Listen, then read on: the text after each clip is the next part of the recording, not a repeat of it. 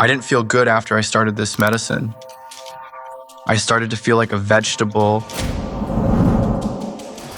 A guard appeared at the door.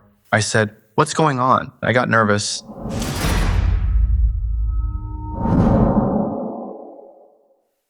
In the new episode of Can't Ask, we are with Orhan. Orhan is an individual diagnosed with schizophrenia. Welcome, Orhan. Thank you very much. Can you tell us a little bit about yourself? Of course. My name is Orhan. I'm 24 years old. I'm unemployed. I was a student, but I had to put it on hold, sort of. That's it in a nutshell. Are you schizophrenic? I don't think so, but it's ironic.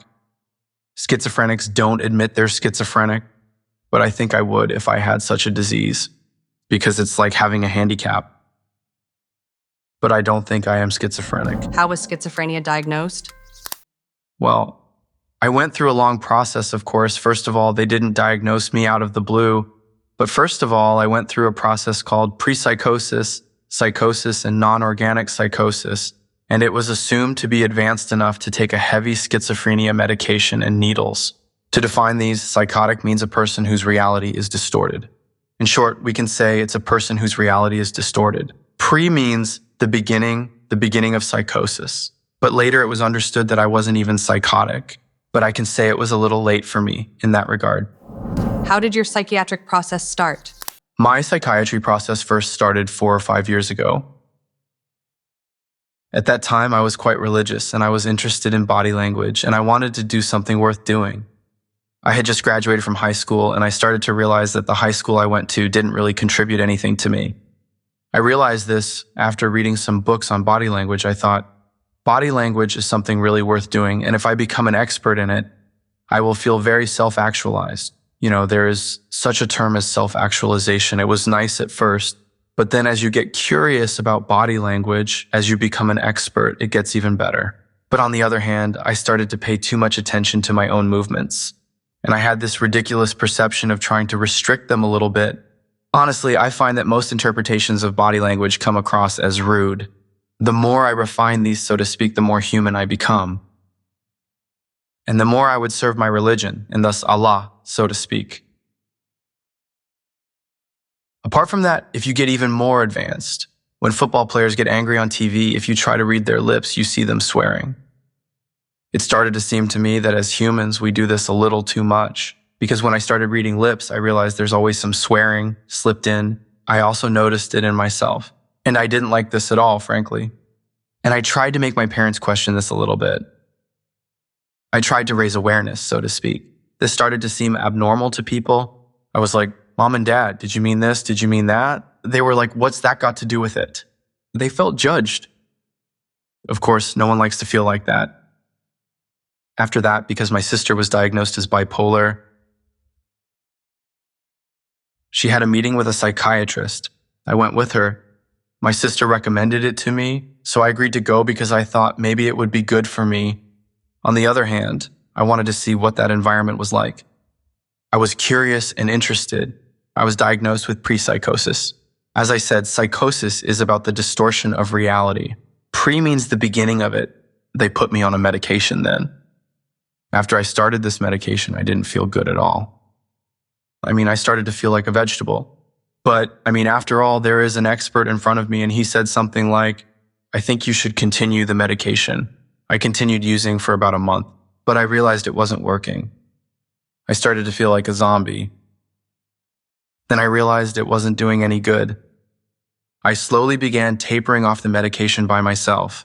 I had to look like I was continuing to take the medication. Because as far as I remember, my father didn't know. Because my father was a little bit strict about that, to be honest. Because, as I said, my sister was also on medication. He didn't want me to have what she had. Because my sister really had something like bipolar disorder. That's why I pretended that I was taking the medication and continued not to take it. And we continued to see each other at intervals, of course. As I said, I didn't want to look at people's facial expressions because I paid too much attention to body language. This is somewhat problematic from a psychiatric perspective, because not making eye contact sounds like a bad symptom. But that was my choice then. I was labeled immediately. To be honest, I wasn't stiff like a robot, I was just observing. But like I said, my mindset was, let's just finish and go. I wondered how they diagnosed people. I was really curious about the methods. I was waiting. I was looking like this. I was looking fixedly. Apparently, this was a sign of a psychotic. That's when he increased my medication. That's when I knew I didn't know before. After he increased it, I tried to use it again. But I realized I was getting worse. Then I stopped and started telling everyone.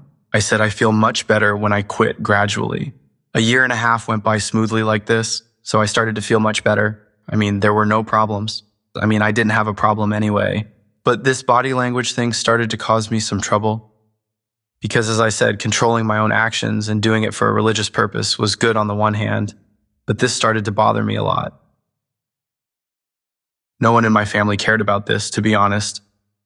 They even hid my books and stuff. They said, don't pay attention to them, they are nonsense. It's like it makes me look bad. To them, it seemed like I was looking like a disturbed person. For asking questions like that. These made me a little tired, to be honest. And we went to see a psychiatrist again. He gave me a pill. I took this pill for 2 weeks. And I wanted it to be good for me. After the 3rd week, I woke up worse than the pill that turned me into a vegetable. I felt numb. It's indescribable. It's like you don't feel anything. I thought, it can't go on like this. I wanted to check my legal rights and I wanted to end the treatment. Treatment in quotation marks, by the way, in my opinion. I went and talked to him. I said this and that. Because he thought it would do me good, since he believed it helped me for 2 weeks before. I went back then too, but I told him I was normal or something. Maybe I may have said I was fine, but I wasn't great like that. I was normal, honestly. Let me say I didn't have that inner distress. I don't know why. They told me that they had a new needle, that I could try it if I wanted. I thought maybe it was a different substance and it might be good for me. I still felt like I needed something, but I hoped that it wouldn't give me that state of mind. After that, I got that injection and I can say it was the worst decision of my life. After I got that shot, an incredibly awful process was waiting for me, to be honest. For the first month or 2, I was bedridden and I couldn't feel anything. I couldn't really feel any emotion except sadness. And so I just prayed for it to pass. So I just waited for the awful state of mind to pass. I wasn't living, I was just existing. I was just existing. And interestingly, you can't get off the substance. And they were giving it monthly. I was going to get another injection a week later. It doesn't leave the body, it holds on to you. Were you hospitalized in Bakırköy? I didn't, but let me say I had a quite interesting memory there. After I got the injection and experienced how awful it was, I wanted to ask for an account of it. Because it felt like cerebral palsy. Just as physical paralysis is severe and awful in people's eyes, mental paralysis is equally terrible, if not even worse. But it wasn't like a rude reckoning, like, what are you doing? Give me my brain back, or something like that. I really researched scientific methods. I was curious, frankly, and I wanted to ask these questions. I said, why did you give me a heavy schizophrenia medication in the first place? I even took the audio recording, but I don't know if I have it on my phone now. In case he denies it. I'm sorry if I'm telling it a bit too detailed, but I don't want there to be any misunderstanding. He was talking about something, he was quite formal, and it looked like I was about to have an attack. But I was actually angry. I just wanted to ask scientific questions. It really affected my sense of self. It was quite natural for me to be angry. I wanted to hold someone accountable. I asked why they didn't use this method called DTI. He said there is no such method. Honestly, hearing that upset me, and it also made me a bit angry. But I looked normal. It only reflected on my voice, frankly. He saw me that way. I think it is appropriate for you to be hospitalized, Mr. Orhan, he said very formally. He tried to look a little sincere, but he could never achieve that sincerity. I said, since I experienced the terrible side effects of this injection in the 4th and 5th month, I went to Bakırköy and asked if there was a solution to this. That day, I told them I was going back because they didn't see an emergency. He gave me an envelope. He said, if you go with this envelope, they will do the procedures. I was curious, so I thought maybe there would be a solution there after all. I still had hope about this situation. I took the envelope and it snowed that day. I don't want to be dramatic, but it was a really hard day for me. I was already hungry and my shoes were hurting my feet. For some reason, I like to tell this detail because it was really hard for me. On the one hand, I was in the mindset that whatever happens, happens, because I was on my way to Bakırköy. Those who know Bakırköy know that there is a road there. It takes 10 minutes to get to the psychiatric ward. I talked to them. Of course, they thought I was normal. I gave them the envelope. They told me to wait. I was looking at my phone, playing games. The doctor came, took me into a room. The door was open. I started to explain, but there was something a bit wrong with the way I was explaining, because my nerves were frayed and I didn't know where to start. He might have seen me a bit nervous, I don't know. He might have thought I was going to have an attack. A guard appeared at the door. I said, "What's going on?" I started to get a little nervous. I was already nervous, and the distress of not being understood was making me even more distressed. I finished my story. He said, "We advise you to be hospitalized." I said, "Are you kidding me?" I still couldn't believe it. It's a bit like that. I didn't want to believe it. I felt like a rat caught in a trap. I think he pushed a button underneath, because I don't think there's any other way for security to come. As I said, I was already nervous when the security guard was waiting at the door. I realized the situation was very serious. He asked for my parents' phone numbers. I gave it to him. Even if I didn't behave in a way that would look crazy, I was exhibiting signs of panic. I was getting more and more nervous.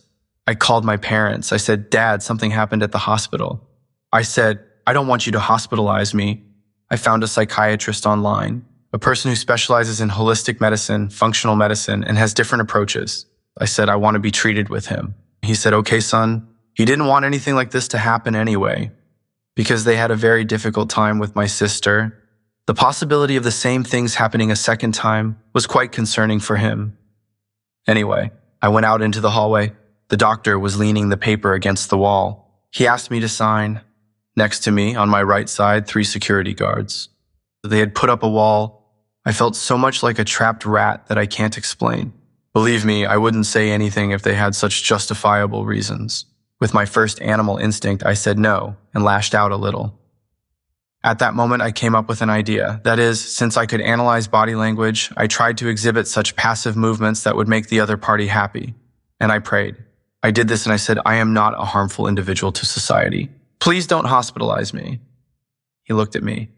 I think that action kind of boosted his ego a little. He came in and said, "As civil servants, we have to think about these things." I said, "Okay, you're right," and all that. But as I said, there's nothing wrong with me. I wish I had proof. Now maybe some people won't believe me. Maybe the doctor will feel the need to defend himself because I made him look bad, but I'm not naming any names here. In short, I had an experience like this and I left there, appreciating my freedom even more. What happened after Bakırköy? After that, my aunt had this suggestion. My aunt was in contact with a psychologist because she had various problems. She had been telling me about it before, but at that time, I didn't think that anything could be solved by talking. Now I wish I had gone then. That's when I decided to go. Because there was already such a misunderstanding, I thought that they would understand me. The first time I went, they did a 2-3 hour test, and there was something like a committee with all kinds of psychiatrists. They were there to make a diagnosis. I think they call it a consultation. They did something afterwards. Let me say that it turned out that I was not like that.